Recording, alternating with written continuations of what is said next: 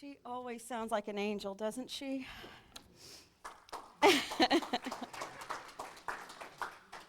And that prayer makes me cry. And then when she said she was going to sing, and I thought, well, you know what's going to happen. Right? Lord, make me an instrument of my peace. That's what we're here for. That's exactly what we're here for. That's what we're called to do. We are that peace. We are that peace. It's a practice, right? It's a practice. So I have a joke because I haven't told a joke in a while. And because Terry Olson loves the way I tell jokes. So this is a really good one. Y'all are going to laugh so much. No, seriously, I'm not kidding. This one's hysterical. Okay. No, it is. Just wait. An old-fashioned elderly lady was planning a week's vacation in Florida at a particular campground. Uppermost in her mind were the toilet facilities, but she couldn't bring herself to write toilet in the letter. After considerable deliberation, she settled on the term water closet. But when the lady wrote that down, she thought it still sounded too forward. So in her letter, she wrote, "Does the campground have its own WC?" The campground owner was baffled. He showed the letter to several of the campers who couldn't decipher it either. Finally, the owner figured she was referring to Wayside Chapel. He sat down and wrote back to her the following letter. "Dear Madam, I regret very much the delay in answering your letter, but I now take the pleasure in informing you that the WC is located 9 miles north of the campgrounds and is capable of seating 250 people at one time." I told you. "I admit it is quite a distance away if you're in the habit of going regularly. But no doubt you will be pleased to know that a great number of people take their lunches along and make a day of it. They usually arrive early and stay late. The last time my wife and I went was 6 years ago. It was so crowded, we had to stand up the whole time we were there. It may interest you to know that right now there's a supper planned to raise money to buy more seats.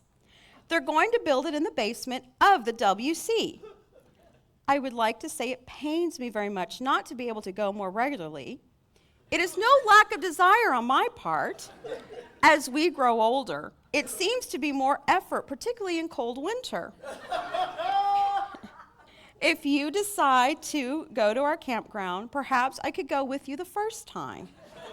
I'd sit with you and introduce you to all the other folks. Remember, this is a friendly community."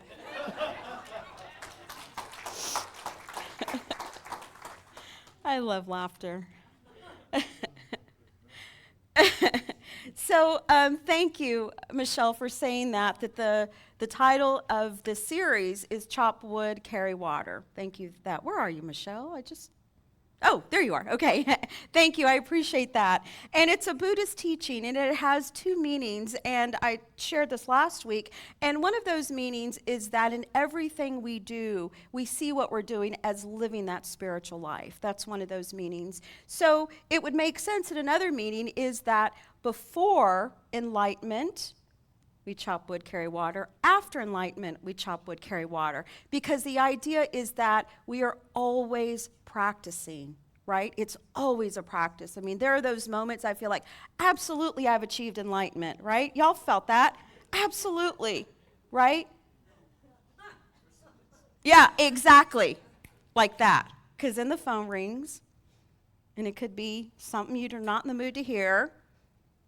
And then where's the enlightenment, right? We have to always be in the practice. So last week I talked about meditation, and what I'm struggling with, and we're going to struggle with together because I believe that that's what we do when we read texts and when we inhabit a spiritual life, we're always trying to figure out our practice and what that means for us. And so two sides of the same coin refers to the meditation and the prayer practice, because in unity what we believe is that we make conscious connection with the one, with the divine that we know is not just outside of us but also in us through prayer meditation. That's our fourth teaching, prayer meditation. And so what I've asked myself is, What's the difference between prayer and meditation? Is there a difference between prayer and meditation, right? Is there a difference? And so how about the similarities? It's two sides of the same coin, right? In both of them, they're both intentional practices to be with the one, the coin. The coin is the source, right? They're both that. Writers in Unity say that meditation is listening and prayer is talking. Have y'all heard that? It kind of fits for me. It kind of doesn't, really and truly. And if it fits for you, I am never here to take anything away from you of what your belief is or what's working for you. What I feel like mine is to do is to always expand definitions, always expand understandings, always going deeper into something. And so what I want to talk about is more about what the prayer practice is. That's really what I want to focus on. What is the prayer practice? So I'm going to, this morning we're going to do three things. I'm going to talk about, first, what is prayer? Okay, what is prayer? And when I forget, y'all remind me what I'm talking about, okay? What is prayer? Second is, why do we pray? And I'm going to ask y'all to give me answers why we pray, because I have a list. And then last, how do we pray? Okay? So what is prayer, right? Why do we pray? How do we pray? And I want to give you an affirmative statement, because what I would like is every time you walk out of here on a Sunday, and if somebody says to you, hey, what'd you do at church? How was church? You don't just say, oh, it was good. You say, here's what I learned. Here's what I'm going to practice this week. That's always my goal when I stand here on Sundays, is for you to have something and take a practice away with you. So the statement I want to think about is, and I want us to inhabit, is my life is a walking prayer. How does that work? My life is a walking prayer. How does that feel? Right? Because that is the truth. Our life is a walking prayer. And I'll talk more about that. And then another statement, I choose to live from a prayerful consciousness. I choose to live from a prayerful consciousness. I choose prayer above all else. How does that feel? I choose prayer above all else. And then this one, no matter what is going on around me, I choose prayer. No matter what is going on around me, I choose prayer. So my life is a walking prayer. That's what I want us to think about this morning. So let's begin with what is prayer. I found this definition that really resonates with me, and it's by William James, who, as you know, was an early 20th century American philosopher. He was a psychologist, and he was very much a defender of religious experience. And he says that prayer opens a doorway to the wider self. Isn't that beautiful? Prayer opens a doorway to the wider self. And for us in Unity, what that means for us is it opens up to ourselves as the divine. Would you agree? That's another way of saying the wider self.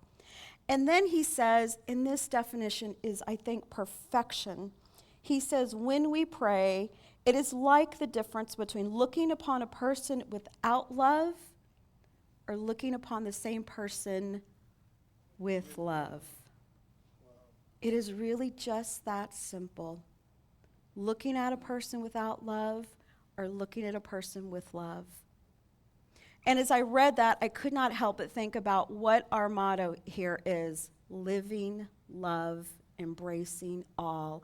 And that is what attracted me to you guys and brought me here, because the first time I came and I sat in that chair and my friend and colleague was giving the sermon, I felt the love here.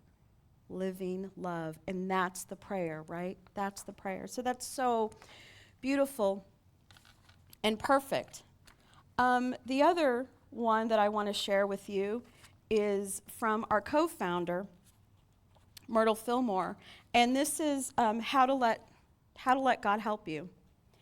And on page 64, she says, when we pray together in omnipresence, meaning from the presence of God, We lose sight of everything but the one presence. We recognize only the spiritual source of all things. And the full understanding and use of this source is all that our souls have longed for. And then what she goes on to say is that, and you know that in unity, we don't pray to a God outside of us, or rather, we don't beseech, right? We don't beg, get on our knees and beg to a God outside of us to give us whatever it is that we think we need at that moment. But rather, we pray from the awareness that we pray the truth. And so meditation and prayer are such a similar both activities, intentional times. And the only little distinction that I could even say about it is that meditation is making that room for a feeling, right? A feeling of the divine, a feeling of knowing the oneness. I know so often I go into my meditation time and I feel tired, right? I'm just like, oh, I'm tired. I'm tired. I'm exhausted. I'm done. And then I go into my meditation and I feel that upliftment, right? I feel that everything is possible. I feel that love. And I feel like that's a lot of what meditation is. And then prayer, again, you're with that source, and the prayer is a time to speak that truth. Does that make sense? Speak the truth that you already know. So it's not so much that it's so different, but you have a different, perhaps a different outcome in each one. So prayer is not about praying to, but praying from, praying in alignment with, saying what the truth is. And the thing about prayer is, like, we're not going to change God. Would y'all agree? I mean, we can hardly change ourselves, right? I mean, sorry, speaking for myself, right? It's hard to change. That's not what it's about. Prayer is to change us. And have you noticed when you have a practice, it changes you. It moves you from the small human mind, and that small human mind where everything, I don't know about you, seems difficult or hard or in strife, right? Or impoverished. But when you go to the one mind and you choose to live from that one mind, you see possibility. You see abundance. You see that you can be the peace. Would y'all agree with that? Okay, so that's the first one. What is prayer? That's the first thing we covered. What is prayer? And of course, add on what prayer is to you. The second thing I want to talk about is, why do we pray? Anybody, why do we pray?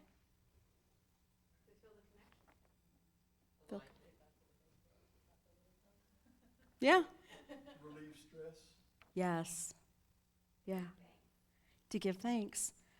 There isn't anything, yes, absolutely.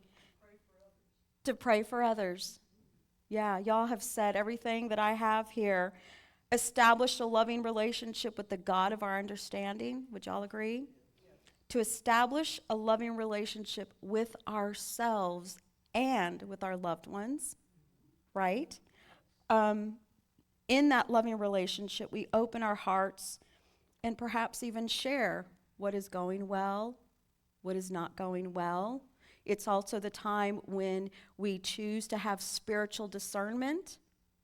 Would you not agree? That spiritual discernment, that spiritual understanding that gives us peace and clarity. It goes back to the prayer, make me an instrument of your peace. Where there's hatred, let me sow love. Exactly. It's discernment, it's spiritual understanding, it's spiritual wisdom. That's what prayer is. Prayer transforms us from whatever is keeping us from knowing God good to knowing that God is our only reality. Would you not agree? There's one life. That life is my life. We pray so that obviously we can become aware of God's presence and relate to that presence. And then last, I believe it was Paige that said this, or it was Tracy that said, we pray to show our gratitude for our life exactly as it is. Because the thing is when we pray for our lives exactly as it is, then we feel like we are living, and we are more purposeful and fulfilling lives, right? And when we're doing that, we are more willing to share, to serve, to be love. So why do I pray? And I just want to add in this, why I pray. I pray because of everything I've stated, but I pray because of what Keith said. It settles my mind and my body, right? It's settled. I have a busy mind. I've shared that with y'all. I have a busy mind, and man, it has an imagination. And it even shows up in my dreams in horrific ways. I had a horrible one last night. Don't even know what that was about. But anyway, that's why I pray, right? To settle the mind. The other reason I pray is, I don't know about y'all, but so often I feel powerless, right? So much going on in the world, so much that I wish I could go and change it. And so I feel powerless. But here's one thing I can do. I can pray. Because we know that those of us who are here know that prayer, and know that when we collectively pray, things change, right? There's a change, there's a magnetic force, there's an energy. I mean, there's been studies done where there's an A group and a B group, and the A group has like a sore that they put, the doctors put like stabbed them or something. I don't know what they did. They did something. They created a wound. They did. They created a wound in the A's and the B's they did to do this study. And so, yeah, scratch. Okay, they scratched. They didn't, yeah. But you got money for it. So anyway, so they scratched them. And the A group, they had people praying over it. And the B group, nobody prayed over it. What do you think happened?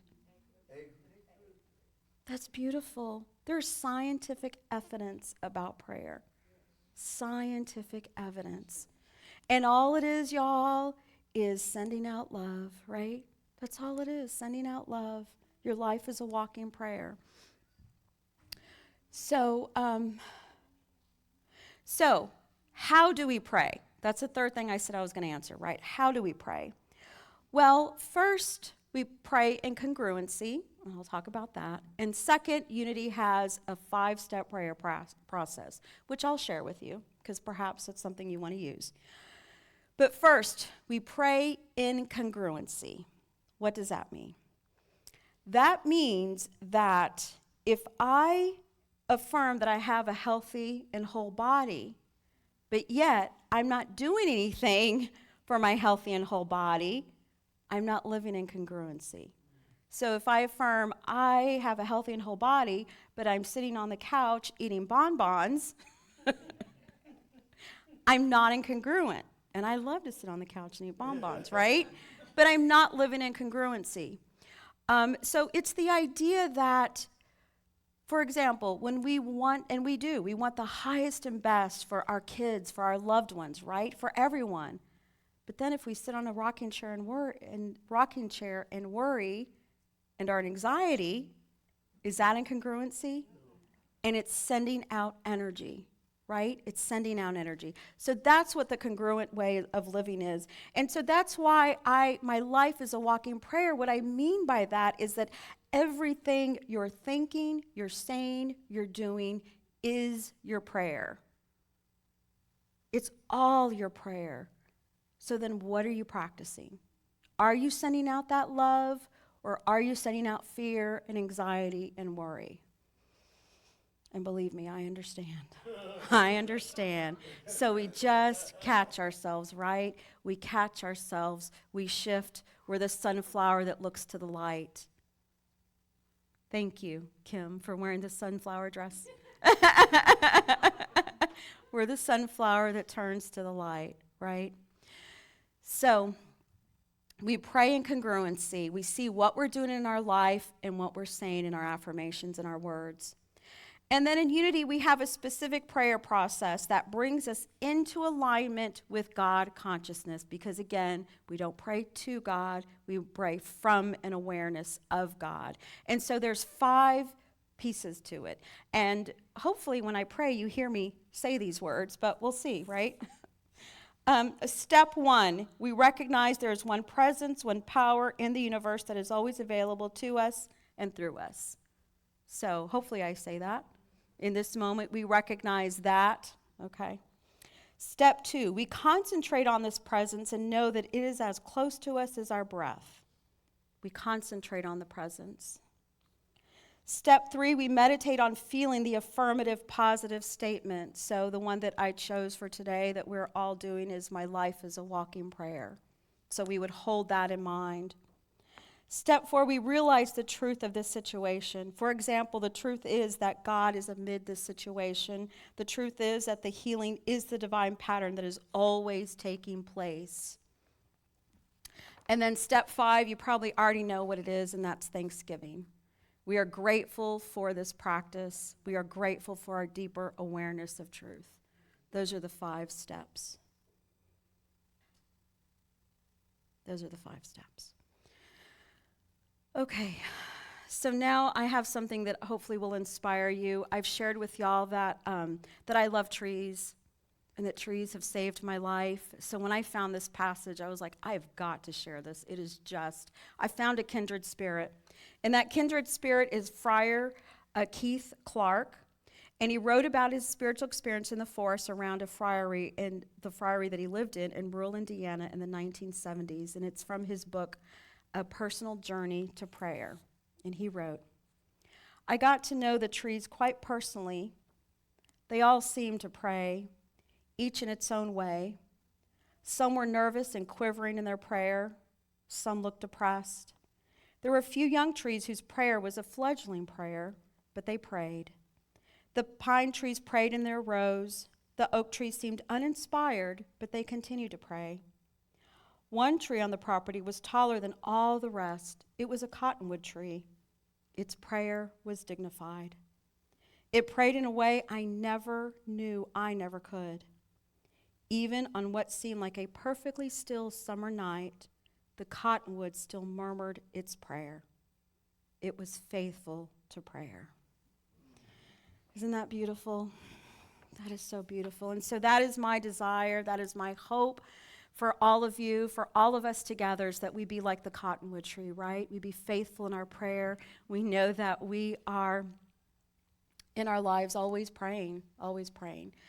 So before I leave the stage, I have a couple things I need to say. Jan's waving her phone at me. And that, I don't have my phone up here. Okay. Very exciting news, y'all. We have an app, the Woodlands app. Did y'all know that? Unity of the Woodlands app. Yes, thank you. Thank you very much. And right now we have test groups. So if you're interested in being in that test group, let Jan know. She'll give you access to it because we're still working on it, working on the kinks. But here's what you will get on that app is notes from my sermon. So I know some of you at the end will say, hey, where was that book? Or what did you read out of? Or what was the affirmation statement, right? So that you can go home and do it. It's in the sermon notes. The other thing on the app is going to be groups. So, for example, if you go to Sacred Circle and you want to be a group and be in that chat, you can be in that chat. Our volunteer groups will be in that chat. So it's really a way of just bringing us together and having more community. So we are really excited about that. And then Ermi Hammett, who is one of our volunteers for the Card Connection crew, wants to come up and give us a little bit of some words. So please come up. Thank you.